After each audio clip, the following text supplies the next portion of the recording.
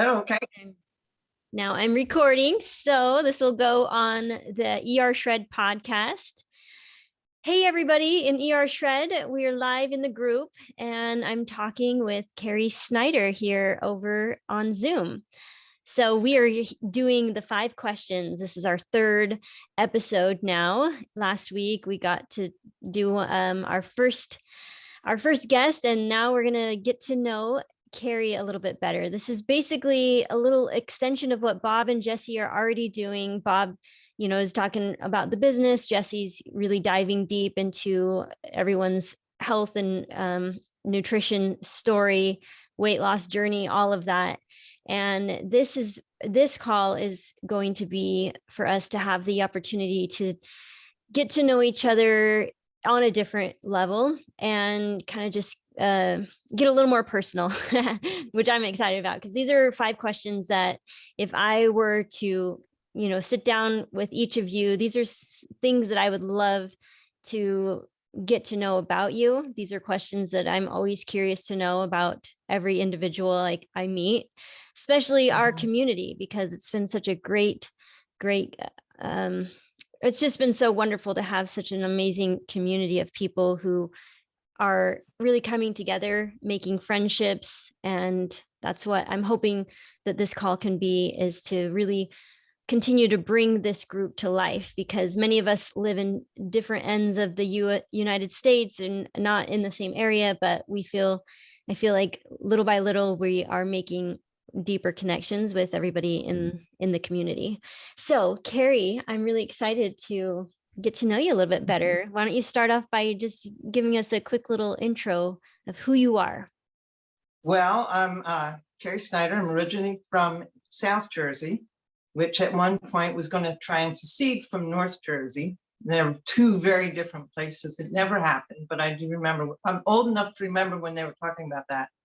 Okay. And then after college, I jumped in my car and drove across country for 9 days. I had a blast. I'm living in Venice Beach now, and this was about 40 years ago, almost 40 years ago, that I decided I was going to go. But I had years previous to that, when I was growing up, I told my parents, I said, one day I'm going to get on the road. I know there's got to be at least one that goes from Jersey to California. And my dad was like, "Oh, it's just going to take you to another road." And I said, "Yeah, well, then you just keep going." And I didn't know about like routes 40, 80, 20 that do go all the way across the country. But I did. I loaded up my car and had $600. I had a place to stay. It was an old boyfriend from college. He was already out here. And we were living in Van Nuys, right near the Budweiser plant. So you could smell the hops brewing every morning. It was the perfect first California apartment. We had a jacuzzi right outside the door. And then about 100 feet down the path, we had a pool. So it was perfect. That sounds fun. Oh, it was great fun. We had no money, none of us. We'd make cookies, and we didn't even have cookie sheet. I was just like, let's use some aluminum foil. That'll work. Just put them on there. Mayonnaise and ketchup sandwiches. I'm coming Really? a far cry. I never heard of that. We were creative. We went with what we had. Yeah. There were 4 of us there. So they were all waiters, and one girl was she was a cocktail waitress, and one guy was a bartender at a restaurant called the Rusty Pelican. And I came out here, I was like, none of that. I had just graduated college as a physical therapist assistant.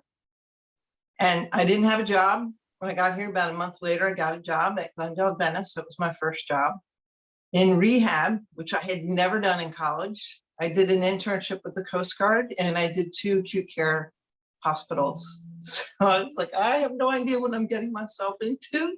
It's scary because I didn't do rehab, but it was an awesome group of people. We were all pretty much new grads.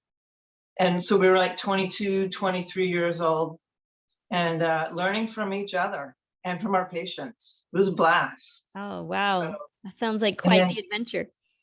It was an adventure. And I realized, I was going back this past weekend, looking at my past, because I'm done doing physical therapy because of the jab. I wouldn't do it. And so I had to walk away 3 months ago. I was doing home therapy pretty much after my time at Glendale. And I loved it. I loved meeting my patients. Everybody has a story. And I heard so many incredible stories from people all over the world, all walks of life. Their different experiences. Most of them had been, served in World War II or had been in concentration camps, and just so much. And that was more interesting for me than just doing the therapy itself. Yeah. Because I would get more excited about what they would do, little things that they didn't think they could do that I could get them to do. But it was just meeting everybody. Yeah. And just hearing people's stories, that does sound like very, very fascinating job to be getting to hear, I really think that it's such a beautiful thing when we do take the time to hear people's stories. Because I think oftentimes we can get so caught up in our own life and all the responsibilities that we have, and we forget to look outside of us. And just, I don't know, it did take us out of where we were, what we were doing, but it also gave me an opportunity to go in and work with them on a deeper level and know that sometimes there was a dynamic that you weren't going to break through, and you just had to say, okay, I'm not here to change their world. If they don't, like, I had one guy who had a stroke. He was high level. I tried to get him to tie his own shoes, and he said, my wife has been doing this for 10 years. I'm like, really? Why? Because you can do it. That was their dynamic. What worked for them. Yeah. I was fired from the case because I was going to disrupt their dynamic. And that taught me a lot. It's like, take note of what's going on, because I'm not here to necessarily change that, but to help everybody work within that. So I like that. Yeah, my patients taught me how to be a better clinician and these were the people I was there to serve. They taught me how to serve them better.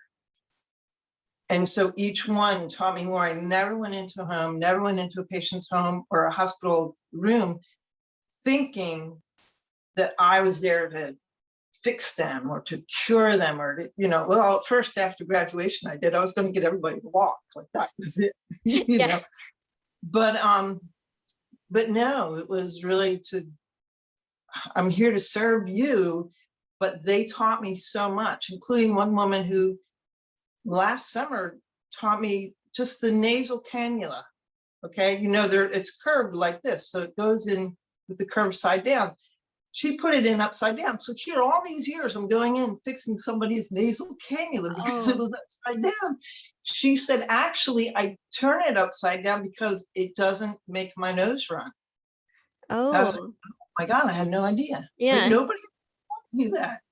So always to be willing to learn from somebody else, because it just made me better at what I did. Yeah. No matter how many years you've been doing something and how much experience you believe you have. Exactly. I agree. It's always important to always remain open to learning new things. Yeah. So how many years then have you been doing this? I've been doing it since 1982. Oh, wow. So close to 40 years, 39 and a half years. Yeah. And it was fun. It was really fun. And you're still in the same location? I'm still in Venice. I'm not doing PT anymore. I'm probably going to leave California next year. It's easy because I don't have any kids. I have a cat. Okay. She'll come with me. Awesome. Hopefully. She's a slacker. She's sleeping on the bed. She's got me well trained. Living there rent free. She comes in. She's like, "Where's my food?" She'll sit in front of the bowl. She sits in front of the door when she's ready to go out. She'll knock on the door when she's ready to come in. She's got so cute. I really love cats. So we could make this whole call about cats. Oh, we could. But what is it that you are passionate about? Would it be that line of work that you spent 40 years doing? Would you say that's what you're really passionate No, about? I'm done with the work per se, the physical therapy per se. People actually are my passion, and taking them from point A to point B. I'm also an actor and a filmmaker. Oh, wow. So that's actually why I came out here, was Oh, to be an actor. oh, And wow. yeah, and like I used to hang out, I don't know too many, even if my brothers know this, but I used to, I have 4 brothers. I had a sister, she passed away, I forget how many years ago. Probably 6 years ago, 5 or 6 years ago.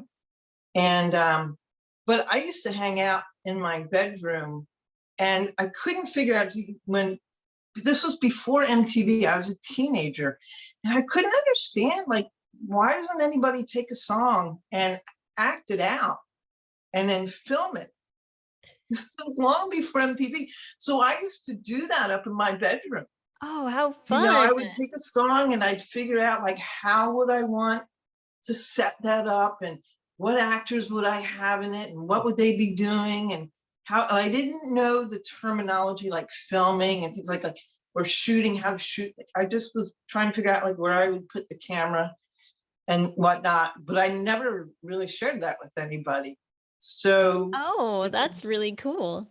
yeah, it was something that was inside me. And when I came out here, probably about 3 years or so after I'd been here, I just was led to a 7-Eleven, and there was to the magazine, the newspaper rack, and there was a Backstage West. I'd never heard of the magazine or the rag, never knew really what it was about.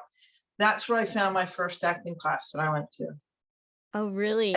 yeah, and then I went from there, and I studied with a husband and wife team for 7 years, and then I studied with other people after that. And that, when you study with people that long, they know when you're hiding, when you're not, but there's also a trust built so that I could open up to what I was capable of.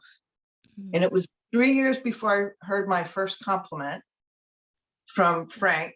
And I was like, oh, and so when you hear that, it's like, just, you've earned it, right? Mhm. And then I studied with his wife, and his wife had a different approach, which was really interesting, where we were in a theater, we could go in anytime we wanted. We had full access. And I would just go in there and learn to become one with the theater. I lay it on the stage. I'd go in the back during class. I'd put on the wardrobe, go out and create a character, and go up and hang out in the light booth, playing with the sound, with the light booth, with the lights, trying to figure it all out. She had us writing pieces. She had us creating characters. And it was amazing. And going back and listening to your initial 5 questions, there was something like your 5th question in there was based on religion and your beliefs. And it was funny because what this woman would have us do was to take a belief that we were so solid with us and then create a character with the opposing belief. Oh, wow. Yeah. And then you Like that. had to own that belief as if it's your own. Oh, It what was a a great it exercise. was Oh a my, great exercise. I loved yes. it. Yeah. And I went in as an evangelist. It's like, I was pro-choice, and I was like, okay, or it was, yeah, pro-choice. And but she was not, the evangelist was not. Mm, my goodness. And so I went to the Salvation Army, and I found like a graduation gown, and I went in and I did this whole thing. A lot of it was improv, and she was like, oh my God, I've never seen you like that before. She loved it. It was like, Oh, but it was so much fun. It was so freeing to take that yeah. other belief. And it was just like, totally, you had to totally let go. Oh my gosh. I'm really loving like kind of putting all these pieces together from so far what I've heard from you, and the fact that you love listening to people's stories and then combining that with acting, and then also, how acting can be such a great way to have more empathy, because you are trying to become a different character than what you really are, changing your beliefs, becoming that person. And I just love the the uh the idea of people taking the time to put themselves in another person's shoes, actually try to be that person and see the world through their eyes. And it was just, that just reminds me, recently I was listening to something, and she was saying how she grew up Jewish, and how Christmas was a very lonely day for her entire life. And I was like, oh my gosh, I've never even considered that. Not even once did I consider that people who don't believe in Christ the way the Christians do, how they might feel around this holiday that seems to be this worldwide holiday, even though it's not the same religion that everybody believes in, but it's so prevalent that I never thought that how that would make a Jewish person feel on Christmas, and having to be exposed to all the things that they don't necessarily believe in, and how that could actually be a very lonely day for Jewish people. So it's just interesting as you get older in life and you really start to try to see other people's point of view and see the world through their eyes. You just have so much more compassion and empathy for them. And it doesn't mean that you have to adopt other people's beliefs, but just to understand them, I think, is a very valuable thing that we could all do better at. Well, I think one of the things with us, our mom celebrated the spirit, the energy of the holiday. It's not to say we didn't have, if we had a manger scene, my dad, like my mom had big life-size almost, pieces. My dad would take us out to the meadow and cut down some reeds, and we'd come back to the house and build it. But from like Halloween through right after New Year's, like we could get away with murder. We could do anything we wanted, really. But it was like, yeah, time, man. We didn't matter. But she really taught, and I thought it was great when one of my brothers had pointed that out. And I thought, I understood that. I was really impressed that they picked up on that, because it's not something we ever talked about. But it was celebrating just the essence and that love that goes on this time of year. So it really opened us up to understanding, like, everybody's celebration is different. Yeah. And there are people they're Jewish that are very open to what Christians celebrate. And I love driving around Beverly Hills a few years ago and seeing all the blue and white lights. I was like, yes, your whole celebration is about light. Like, isn't the first day is about light? So I was thrilled to see the Jewish homes decorated up in blue and white lights. I'm like, yes, put it out there. I want to see it. I want to be able to celebrate that with you, in my own way, but to be open to that. So I think part of that is that people don't share that much, or they haven't in the past. It was like this quiet little thing. I'm like, no, put it out there. Yeah. It's a beautiful thing that we could do this for the whole freaking month, because they're not always at the same time. So yeah, put it out there. Be proud about it. Let us celebrate with you. It's that beauty that you talk about, bringing that beauty out and sharing that with everyone. It's so needed. It's so important to have that. Yeah. I really do. Another way I like to picture it is like we're all pieces to this masterpiece puzzle. And if we are just thinking that we have the complete puzzle just by ourselves, then I think we're missing the point. I feel like if we can just embrace that every person is an important piece to the puzzle, and you need every single piece so that it can be a complete masterpiece. So I like to think of it that way. Like, even though I may disagree with people or I believe differently than others, it's like, well, I think that it's all necessary that we all have our own unique perspective. Well, the same with countries. If you look at the world, every country has its own essence. And to honor and celebrate that, I don't cook. Like, the biggest joke on my Facebook page, everybody knows I don't cook, but now having to do ER shred, I have to cook. Yeah. I'm like, they're all laughing. I'm like, oh, I actually took the state, you know, and I didn't burn the house down. So, but I do, like, they're all like spices, like a different spice, every country. And so this whole place has been created. Let's not mush it all together. You know, you don't want every spice in the meal at all at once. You want to enhance. So, but if we take a look at every country in their essence, and it's such a beautiful thing, I'd hate to see that lost. I'd hate to see that gone, where it's all just one big, you know, plate where everything is mushed together. Oh Like, yeah, no. that's a great visualization. I even think of like all the different paint colors when you put them all together, it just turns into this ugly, dark purpley, like it's just not pretty. So it's like it's important to, also appreciate the individuality of each country or culture and all of that. And the different brushes, you're going to use the because I use it as an artist as well as, you know, an actor. I'm the director's brush, and I'm the nuances are the stroke. And there, you know, look at Van Gogh, the way he painted versus somebody else, you know, that it's the brush stroke. And that's, I think, where we come in, using your vision there of paint. It's like we all have a different texture to the stroke. We're all in different brushes. Yeah. You know, and so to honor all those, but we're not all going to be used at once. Everybody's, you know, they're all going to be used, and they're going to be used differently in each painting, in each project that goes on. And so, like, okay, cool. I don't, you know, if I'm a brush, I want to rest at times. You know, Yeah. after a while, there's not going to be any bristles left. That's so great. I love that. We covered that fifth question, I think, really, really well.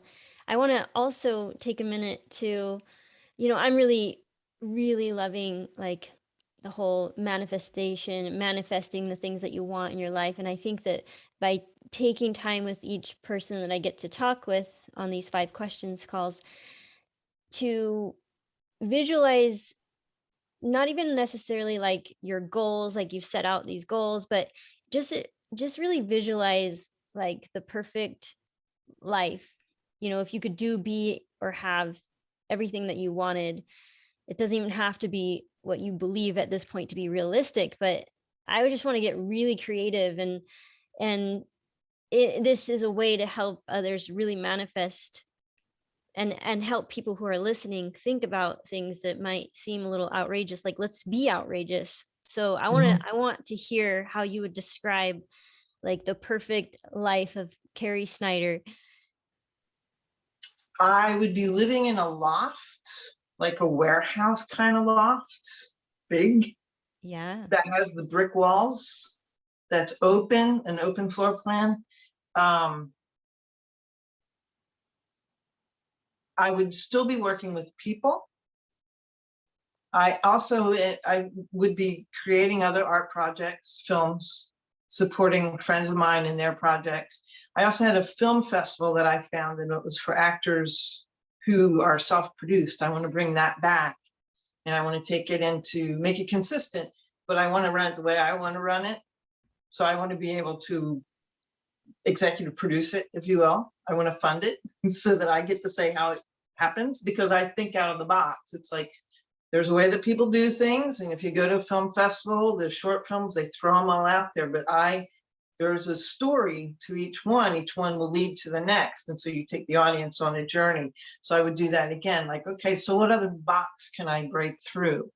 What other, I'm seeing you guys are doing this, but there's another way to do it. So let me, open up and go, because it's going to pull in other people. We don't all live in the same box. The DNA is different on everybody. So, okay, so this is how you guys are doing this. I think there's another way. Let me figure it out. So I think that's what I'm always going to be doing, is figuring out some other way to do something, creating a space for, I don't know how I want to say that, but one of my, I guess if you say my superpower was with my patients to take them from point A to point B, and get them to trust me. I had a friend that I worked with, she called me the patient whisperer, But I always made people, like when I walked in, they knew they were going to be safe. I want to take that same superpower and put it over here, like in the Isogenics business, that wellness part of the business. And I think people forget that. They don't think about having to do the wellness with associates. Like, how do we do that? We do it with our customers. Do we do it with associates? And so somehow or other, I want to be able to do trainings with how to help people break through their own fears, their own personal limitations. Like if I look at what my parents, and I've heard this over and over and over again over the years, like people, your parents place these limitations. Like, no, they didn't. That was the time that they were living. And $10,000, which is what my dad made per year, it sufficed for what the cost of things were. I'm a big girl, so I can't keep blaming them for stuff. Let me work through things. And I've been doing that. And so I want to help other people do that same thing. Don't just send them over to a website and say, here's your essentially policies and protocols. How, like, what is going on? How can we, I want to help them heal that aspect of it. I love that. I so love that, because I think that's where people don't realize that they may be feel like they're going in circles, never really making any progress. I think it's because they don't yet have the tools or the awareness of what is it deep down that is causing you to continue this cycle that you don't want to be on anymore. And I love that, you would like to help people dive deep and find out where is this stemming from? Like, what is it that causes you to never stick with your meal protocol, or why is it so challenging? People sometimes make it mean that it's just the way they are. Like, I'm just weak. I just don't have that discipline. I just can't seem to do it. But they don't realize that it goes much deeper than that. And I love the whole growth mindset. I believe that we can overcome anything, but sometimes we just are left feeling stuck. Like, I don't know how to overcome this. How do I get beyond this? But well, there's different things that I like. I used to do that with my patients. That was one of the reasons why I was so successful, not financially successful, but physically. That's why, Mary called me the patient whisperer. I could find something that I could tap into. Like, I had this one example. I'd never treated anybody with cerebral palsy. And my friend had accepted a patient that had CP, and she said, I'm going to have you treat her. And I was like, oh, great, because I've never done this. So I thought, okay, just stretching, get her to slow down her motions, whatever. Here she was like in her 30s. So she had aged out of the school programs. And I worked with her in a way that was so obvious that I'd done it with other people, but then we were getting her to do things like, we got her back walking, like 40 feet with the walker. We got her on a recumbent bike. I had her doing homework. Like, okay, I want you to go and bring back like 5 country western songs. And she's like, oh, Kerry. And I'm like, no, you got homework. I want you to go do this. Her mom was at the sessions. Her mom's sitting there laughing at everything I'm having her do. I'm like, who's getting out your clothes for you? My mom. I said, no, you're going to go do this. And so she'd have assignments. Her mom asked me one day, you're not going to cure the cerebral palsy, but you're getting her to do these things. What are you actually doing? I said, she has this essence in her that I've tapped into. And she's one of my most inspiring people I've ever worked with. Because when she couldn't do something, we tried a session, she couldn't get it, she would go home and work on it that week. She'd come back the following week and she could do whatever it was she couldn't do in the previous session. And that's so like giving me the chills. It was really so much fun. And I told her, I said, you are one of my most inspiring people to have worked with because you keep pushing yourself. And I made a mistake, but it was a really good mistake, because I told her, I said, you're leaving who you have been and you're stepping into this other woman. Oh my God. She like started screaming and crying and couldn't get her to calm down. I was like, oh my God, what did I do? We got her to calm down. She came back, and it was a few weeks later, she used that same line with me. She said, I'm stepping away from who I've been and I'm stepping into whom I'm becoming. But it was because we had done all this other stuff with her that she could trust what I was doing, and she could trust what I was pointing out for her. I want to be able to go in deeper on associates, to be able to help them. And it doesn't matter what company, I really don't care. I really don't. It's like, look, when we talk about, I love the network marketing business. I love the whole industry of it. I really do. It's, to me, it's like I was in Al-Anon for many, many years. So network marketing, for me, the industry is very similar to the 12-step program. You know, there's guidelines, there's compliance guidelines that you have to follow, just like in Al-Anon or AA or any 12-step program. You have the core, the 12, 12, and 12, in the big book of AA or Al-Anon's books, you know. Wait, you facilitated those or you were participating? I participated in them, and then like through, you know, I was secretary of a meeting, and then I was committee chairs, and then I was chair of AALA, which is the Gay and Lesbian AA and Al-Anon meet convention out here. Mm-hmm. And so, and you really, like, I had to really work those steps in that program because it's principles, not personalities, and you end up losing a lot of friends over the years because you're not wavering. You're like, no, man, this is my lifeline. So network marketing has the same kind of thing for me, the same kind of feel. It's a physical and financial way of living. It's a physical and financial path. And there's so many different companies, but they're all just a different way to get to that, just get on that path. Yeah.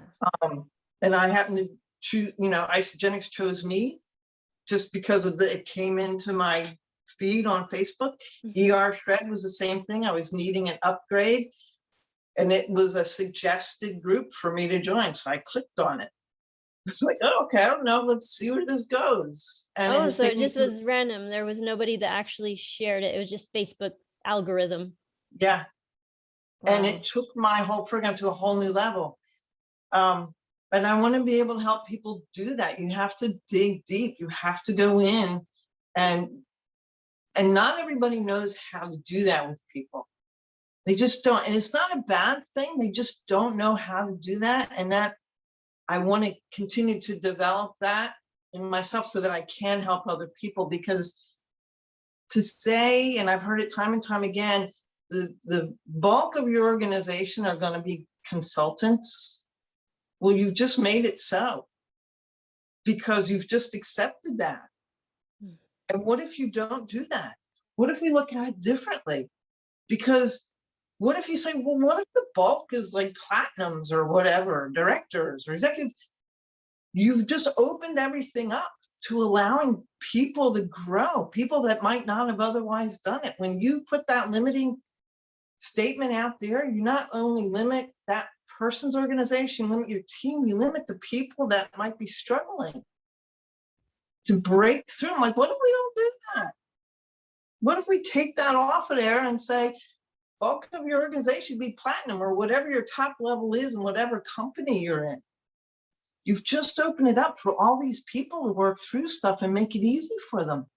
Give them that permission. I used to tell my patients, all I do is give you permission to do the things you want to do. That's all I'm here to do. I give you permission. You want to go outside and walk? Let's go take a walk. You're like, really? Like, yes, let's go. Let's go. You want to go do that? Let's go. Let's go do it. That's all I did. It's the same thing here. Give people the permission to go and explore what they're capable of. That's so different. Doesn't that feel freeing? Yes. Oh, I just love everything you're saying. And it just makes me feel like so grateful that this ER Shred, it's starting with the protocol, but it's becoming so much more. And we're realizing that we are attracting like-minded people that do want to break open that box that you're talking about and really think outside of the box and question everything and try doing it differently. And I just love to hear how you've experienced this in different areas of your life throughout the last, 40 years that you've been working with people, and all the experience and wisdom that you've gained from working with people for 40 years. And it's just so great. I love, the things that I'm learning from you and the things that I learned from Chris last week. And I just feel like it's such a powerful thing that we can all learn from one another, because we are like-minded, but we still have so much unique wisdom that we can share with everybody. And that's the really cool thing about it. Like, I was sitting back watching everybody and, reading all the posts and whatnot. And I was like, these people, like, this group really does think outside of the box. I will say that doing PT and trying to do isogenics got me into a lot of trouble, because, I would have a conversation with somebody, and then somebody would complain to the agency, or the agency would make calls. And so I was getting messages from my boss, like, knock it off, Oh. because it was a conflict of interest for them. Mm-hmm. And but it became a conflict of conscience for me, because I knew what the products do. I knew how they could help. But these folks, I mean, it's an industry that makes money off of people being ill and staying in that lower vibrational frequency. So I'm like, I kind of really rather prefer working with people who want to get healthy, even though they don't know what that means, but it's a higher vibrational frequency. Yeah. And so it was one of the silver linings with COVID for me, because it made me exit the one, which is a lower vibrational frequency, to enter. I just keep getting the chills, because like the fact that I really think that like COVID is actually, I don't want to be insensitive, but I think that as we are experiencing this and how challenging it has been, people are starting to recognize the silver lining. It really is shaking things up for us, but it's been in a good way for a lot of people as well. But I do think it's a journey still. You can't just be like, oh, I love COVID. Yeah. It's made people go in, like, look, I watched like families having to spend time together. It's me and my cat. So I'm sitting there watching and thinking, wow, because we had dinner on the table every night at 6:00 growing up, and no paper plates unless dad had a meeting. So, and going into people's homes, there were people having dinner together. I could see what was going on, the dynamics in home, because everybody was off doing and running. So in the early parts, when everybody had to stay home, people had to learn how to do family and stay put. And I thought, that's really kind of a cool thing. Like, I'm not gonna say anything, but it's kind of cool that they're having to bring that family unit back together, something that had been missing, at least out here. Back east in the Midwest, football Sundays, we sat around the table and watched. That was our church. That was where the family was together. We all watched football, and then mom would have dinner like in between games. So I wasn't seeing that or experiencing that here in California, but I started to see like, oh, that's kind of cool, because people are having to spend time together. It's kind of one of the cool silver linings of it all. Oh, yes. This is And so having awesome. to go in and get healthier and really kind of think more about, well, what do we do? Organic doesn't mean as much, I don't think, as I start doing more research. It doesn't mean as much to me anymore as what's clean, what's really clean eating, and how does that change, and how does that build the health for everybody?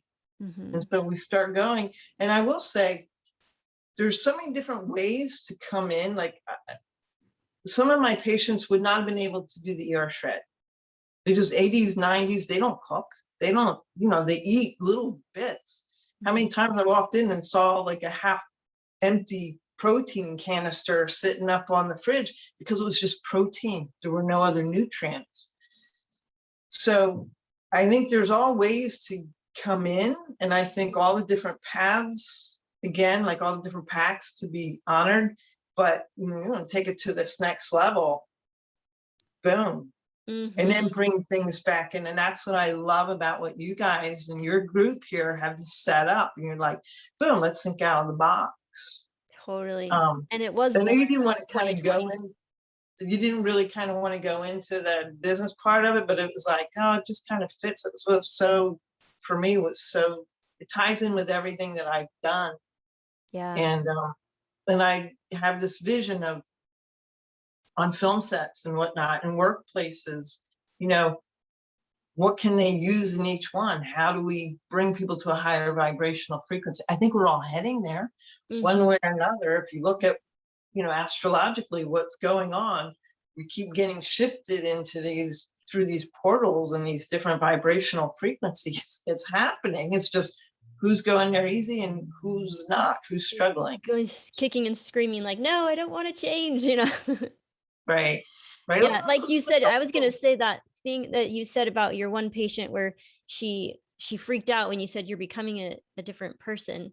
I think because like the initial thought of that is really scary, and I feel like I've been experiencing that over the last few years, leaving my religion. It's been changing so much about who I am, and it kind of feels scary. Like you feel like you have no ground underneath you, and it's scary at first, but ultimately that's what we want. We want to keep growing and evolving and becoming a better version of ourselves, but leaving the old self behind feels like almost like you're experiencing a death, Right. and it's really scary and traumatic sometimes. But we are, in a way, every 7 to 9 years, we go through a shift. Okay. Did you leave behind what you grew up with, like in your core, your belief in God, a belief in a higher power, whatever? There's things inside of you that you got from that upbringing that are part of you and should still be part of you.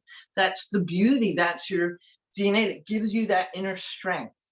There's all the trappings of everything else around, but I would honor that was given to you, because we were given something different in our household. And I honor that and celebrate that. Was that spirituality that I got from my mother. I've been on this thing about what did I get from my mother and from my father, the gifts. And my father taught me integrity, ethics, and moral correctness to do what I know is correct for myself, within myself. And he gave me that with one line. He said, we could have lived a very different life had I accepted the bribes I was offered. And I was like, wow. And it was years later before I realized what he had given me. And so that's part of my DNA. It's part of my core. My mother, she was an artist. She very spiritual. She'd float around on the lake asleep. Like she just was so in tune, but completely flat on the lake, float around. And I was a kid and we had this little cove and she was floating, and I went over and I shook her. She goes, what are you doing? You woke me up. I'm like, I didn't know. I thought you were dead. But she was so in tune to the lake, and water is a high spiritual conductive energy source. And so I learned about spirituality from her, creativity and independence. She's a pretty independent woman. So when I take those 3 things or those 6 things and build on those, I saw, going down my own little trip down memory lane this weekend, I saw I had I'd forgotten those lessons, and I had forgotten that part of what I was doing was building on those things that I got from my parents and making them even stronger and putting that out there. And so I don't did you leave the church, or did you totally leave religion? Something in there is still in you that makes you, and that's the beauty part of it. Yeah, I agree. And I think I'm coming back around to finding out what it is that's more of who I am, my essence, and instead of like what I was conditioned to believe. So that's been the challenging part, to separate like what is it that I've just been told was true and I just believed it without really even deciding that I liked it or not, or if I wanted to. And so that's been the sifting process for me over the last few years, sifting out what I didn't think was serving me in my life, but still trying to hold on to the parts that I like. But I think there's always been this confusion where I'm like, but what if I'm just making it all up, because I don't want to accept reality? And that's where I've been struggling, is trying to be realistic, be a realist, but still at the same time maintain some version of spirituality. So it's been a journey, but I feel like I'm coming back around to finding what is part of my core essence and that I want to hold on to. And by I had to let it all go, like 100% let it all go in order for me to be able to pick out what I want back into my life. But the initial letting everything go was the scariest part, because I'm like, I have nothing to hold on to at this point. But I think it was an essential part of my journey. Sure, because then you get to pick and choose what does feel correct to you. Yeah. What is correct. And then I think it's even more powerful, and it's what you get to share with your kids, and they get to, because my, they weren't real religious at all, but we still went to church. But more as kind of, I felt like as kids, more like kind of a babysitting thing during the summer. Like we went to Sunday school. It was like, Yeah. it's like go to church. There were 3 of them within walking distance. We'd go down the street, and it gave my mother a breather from all. I mean, there were 6 of us, so it gave her a breather. Yeah. But it's not that it was a bad thing. It's just that it was never really, I don't know, wasn't something that was really talked about. But the spirituality part of it was, and it wasn't something she talked about. It was just something we watched, we saw, or at least I did, and my brothers, I think, to an extent, did too. And everybody was able to find their own path to do what is correct for you. And I think that's the beautiful thing, is that you were brought up with something else that is your core, and you let it go, and you're like, yeah, I kind of like some of that. Yeah. I want to make that again. And it makes you stronger. Like when you were talking about when somebody punched you in the arm, you used to wince, and it's like, oh, you're a pretty tough lady. You're pretty strong in there, and I can see it, and I can feel it. And as your confidence grows in your beliefs and that it's okay to have them, whether they're in line with anybody else's or not, that's what makes you even stronger. And it's what I would tell my patients that had fallen. I said, look, let the floor have that level of confidence. The floor stole it. Because when you fall, you lose your confidence. So we're going to go in and tap in to a whole new level of confidence. And your confidence builds, your muscles automatically get stronger. And that's what I worked with. It's like, let's go in deeper, pull this up, and then you really aren't going to need me anymore. Boom. Oh my gosh, I love that your muscles, you're going to work on the confidence first, because the confidence is what is like the foundation of building your muscles, right? Correct. So whether it's a physical muscle or the muscle of your essence, your being, your strength. Like, I know you're interviewing me, but I'm watching you. I'm watching you shift during the conversation. And it's been really fun to watch that, because I'm seeing that your confidence and some of that has like, oh, cool. Yeah, it's there. And it's like, own it. Own it. That's yours. Nobody can ever take that away from you. And that beauty is just coming out even more, and it's getting shared. And I'm like, I'm kind of excited to watch and see where you go with this whole series and how it builds. Like maybe this is going to be more for me than for the community. Like, help me out, guys. No, it is. It always is. We go in there thinking one thing, and like I would tell my patients, look, I'm telling you this, but trust me, I'm needing to hear it. That's why we're having the conversation. Yes. And I would get that during my session with them, like, I needed to hear that. Okay, so let me just own it, and it takes that barrier down too. It like, so it's not a hierarchy thing. It's like, I needed to hear that.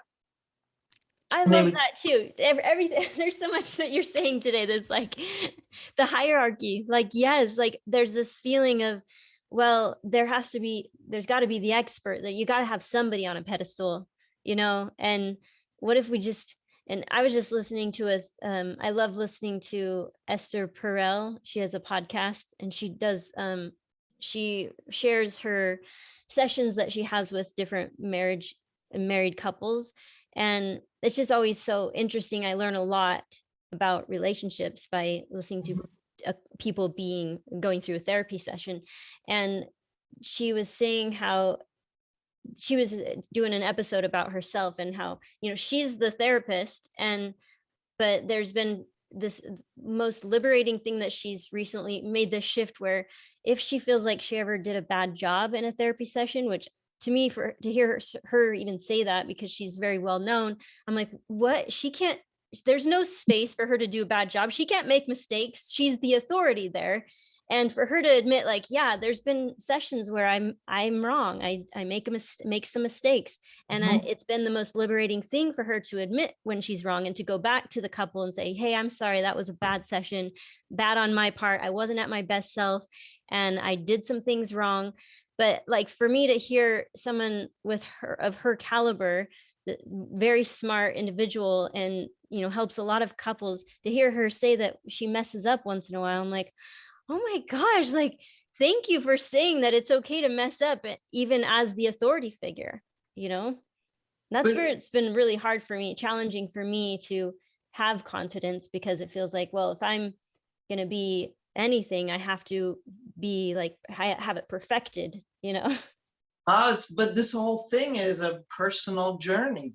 Yeah. Right. So do we ever get it perfected? Because if I'm perfect, I'm probably going to be out of here. Like, boom, I'm done. Like, I'm not ready to go. Yeah. I'm having too much fun. I've tapped into some other aspects of me. I've been posting on Facebook that I realized I had let go of. Like celebrating myself. There's a picture I posted last night of me doing I think the Avon Marathon, and I was like this because one of my friends was out and took a picture, and I was like, oh, on my run this morning, I'm like, I've stopped celebrating myself. Nobody else is going to celebrate me, so I might as well do it. I've had a hell of a run out here for the last 40 years. I've done some things, like stupid things. I went down to Mexico and I did a bike ride from Tecate to Rosarito Beach. I had no idea what the hell I was doing. My friends were like, whatever you do, please don't get in trouble because we'll never see you again. Okay. And I knew that if I was just open, I would get a ride from where I was staying to the start of the race. And if not, I'll just bike. It was 30 miles away. I'm like, I had no idea it was that far. And I did get a ride. These guys had a van and they offered me a ride to the start of the race. They waited for me at the end. They drove me back to San Diego. I had gotten away from all of that, just like, let's see what happens. Let's just go and see what happens. I'm looking forward to tapping back into that and allowing that energy to take me on this next part of my journey. See what happens, bring that light back. And I'm like, I don't know what happened, like where I shut that down at, but I want to tap back into that because it was really kind of fun. And allow that to grow. So I'm excited to see where this takes you and what it does for you. And there's building that confidence. It's going to be fun to watch. It's really going to be fun to watch.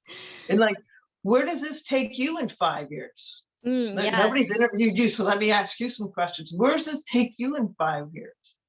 Yeah, you're right. I think that you pointed out something that I'm realizing that I've been doing with myself as well, shutting down that part of me that's like, and I don't know why, but I was recently looking back on some of the things that I've created, like my podcast or some YouTube videos that I put together, and I'm like, why did I stop doing, like, why am I like losing this? It feels like it's like fizzling out, but I'm like wondering, is it because that's not really my path anymore?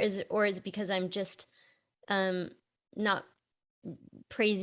that same energy space that you're talking about? Like, where did I lose that? Is it the fact that I'm losing a part of me that was actually a good thing, or is it because I'm stepping into a new person that's no longer me anymore? So I feel like I'm in this like limbo, like not sure, do I keep doing that or do I move into something that I don't even know what's to be coming yet, So even if you're moving into something, because this is one of the things I looked at last night, yes, I'm leaving a big part of myself, which is cool, but what do I want to bring with me that I enjoyed?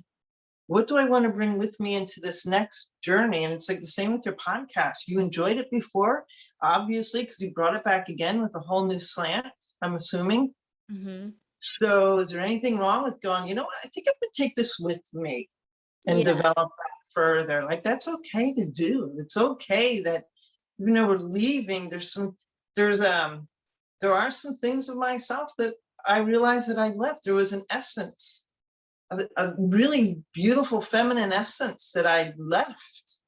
I dropped somewhere along the line, that I was looking at a headshot. I'm like, no, I really like this essence. She's really beautiful. And she was open. And one of my clients, she was a writer, and she wanted me to, she was writing a project, a story about herself, who was a female priest. And she goes, I actually want you to play this role. But she looked at the headshot and she goes, you're in love. And I was like, what? And I was like, I had to go back and look at it. At that time, I'm like, yes, I was in love at that time, but I didn't see that that's what was coming through, but she did. Oh, that's right. interesting. So there is that essence that I'm like, I want to bring her back. I want to tap back into that essence and see where that will take me. Like, how does she grow? What happens with her in 5-10 years down the road? What will she be doing? It just dropped for some time, and I don't know why. But I'm like, you know why? That's where I'm confused. I'm like, I don't either. I'm like, was it a specific event or something that happened that made you or me, like, where did I drop that? You know, I can't figure it out either. yeah, but maybe we don't have to. Maybe we just have to go back and go acknowledge, look back, go down that memory hole. We're in a really cool portal right now, so it's a really great time to do that for people. And to go in there and tap those things, like, God, what did I really enjoy about myself? Celebrate yourself. Everybody needs to celebrate themselves. What they accomplished, what aspect of themselves did they really, really enjoy, and tap back into that, because it's still in us. Yeah. It is still in us if we had it once. And camera, here's the thing I love about filmmaking and acting. Camera doesn't lie. People can lie, and they will, but a camera doesn't. It catches that moment. It catches that essence of the moment. That's why I love it.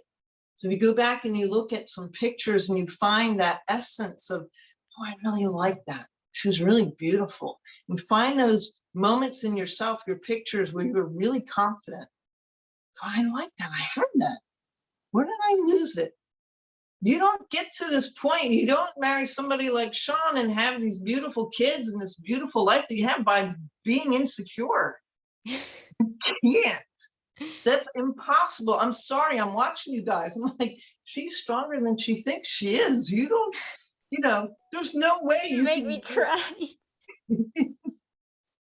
I turn the table. Stop it, Kerry. I think it's awesome. I think it's such a beautiful thing that you guys, like, people don't even see. This is what I want to do. Yes, thank you. Hey, stop. You're not supposed to do this. Oh, wow. Well, I love that this is doing what I hope, that this is letting you shine. Like, you have a gift, so.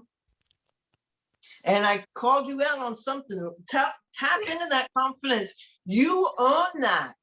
You own that. That's yours. Do you honestly think Sean would have married somebody who was insecure and was like about this big? No, not at all. Not at all. And what a beautiful thing. I'm just surprised that you like kind of like know exactly what I'm going through. I haven't even told you that much. I've been watching. You're sitting in the back observing everything. That's why I listened to your video a couple times. It's like, well, what are the 5 questions? And then I had no idea actually that this was going to take this turn. It's fun. It's fun, but it's what I did. That's the thing. It's what I did. And it's what I want to be able to do. I want everybody to see they're stronger than they believe they are. There's so much beauty inside everybody. And I don't want it to just be men or women that I work with. Also, there's a lot of people in the industry that work just with women, and that's fine. But I love the balance of the masculine and feminine. I love it. And I think we all have it. You know, like, I don't know about straight women, but I get up some mornings, I'm like, do I feel a little feminine or do I feel a little bit more masculine? Not butch. There's a difference between butch and masculine. You know, it's like, do I feel a little bit more masculine or a little bit more feminine? Frilly, I'm never going to get to. It's not going to happen. Yeah. I mean, but to bring out that feminine, and what is that for me as I go along, that's going to be a really fun journey. I'm looking forward to, and I haven't told anybody about that. So it was really kind of cool because that's been my own little secret journey. Yeah. So now I've owned it publicly, so it will happen. Yes. But so I'm loving this. But to see what, like, I'll have to go and learn how to do makeup. You know, I didn't learn about makeup growing up. I learned about self-defense. I had 4 brothers. Yeah.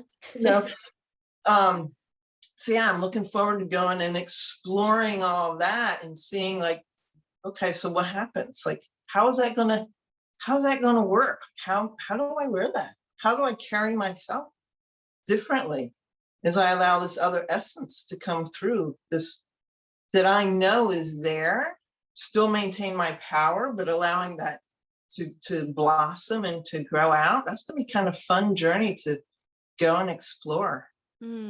So yes, I'm excited to like be on this journey with you, to be connected with you, and to, yeah, I really enjoyed our conversation. no, this was really cool. I had known you got a lot out of me that I had no idea was going to come out, that I had been writing about and sitting there going, yeah, okay, I'm going to go do this, but don't need to share it with anybody.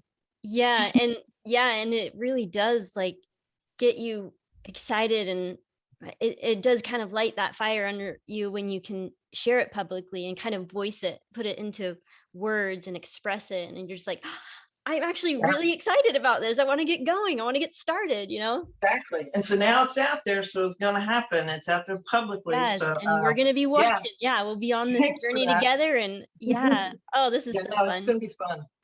It's going to be Kerry. fun. I wish you all the best with the series.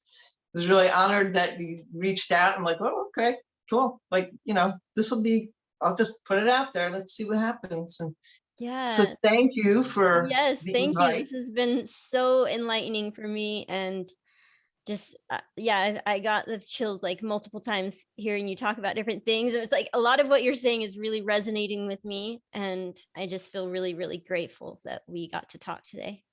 Yeah, no, I feel blessed, very much so. So thank you very much. Okay, well, I look forward to keeping in touch with you in the group and hopefully having more conversations like this down the road. Yeah, I'll be posting more in the group. I still haven't posted my pictures yet, but Oh yeah, I know I have to do that. It's part of my journey that's going on my page, and then I'll post it in the group as well. okay. Yes, But yeah, I've had to wear belts now.